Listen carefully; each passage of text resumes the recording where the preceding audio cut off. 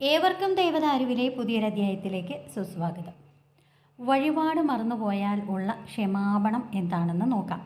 നമ്മളൊക്കെ പല കാര്യങ്ങൾ നടക്കണമെന്ന് ആഗ്രഹിച്ചുകൊണ്ടും അങ്ങനെ പ്രാർത്ഥിച്ചുകൊണ്ടുമൊക്കെ ക്ഷേത്രങ്ങളിൽ വഴിപാടുകളൊക്കെ നേരാറുണ്ട്.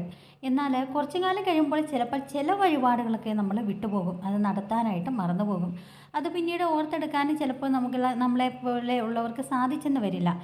അത് പിന്നീട് എപ്പോഴെങ്കിലും എന്തെങ്കിലും ആവശ്യത്തിന് നമ്മളൊരു ജ്യോത്സ്യനെ സമീപിക്കുമ്പോഴാകും വഴിപാടുകളൊക്കെ മുടങ്ങിക്കിടക്കുന്ന കാര്യത്തെക്കുറിച്ചൊക്കെ നമ്മൾ ഓർമ്മിക്കുക. ചിലപ്പോൾ ഏത് വഴിപാടാണ് ചെയ്യാതിരുന്നതെന്ന് പോലും നമുക്ക് ഓർമ്മിച്ചെടുക്കാൻ സാധിച്ചെന്ന് വരില്ല. എന്നാൽ മുടങ്ങിക്കിടന്ന വഴിപാടുകൾ ഏത് ക്ഷേത്രത്തിലേക്കാണെന്നും മറന്നുപോയാൽ കുറച്ച് പണം തെറ്റുപണം എന്ന സങ്കല്പത്തിൽ നമ്മൾ കാണിക്കയായിട്ട് അടുത്തുള്ള ശിവക്ഷേത്രത്തിലോ വിഷ്ണു ക്ഷേത്രത്തിലോ തലയ്ക്കുഴിഞ്ഞ് സമർപ്പിക്കാം. ശിവക്ഷേത്രത്തിലാണെങ്കിൽ ക്ഷമാപണ മന്ത്രവും വിഷ്ണു ക്ഷേത്രത്തിലാണെങ്കിൽ സമർപ്പണ മന്ത്രവും നമ്മൾ ജപിക്കണം.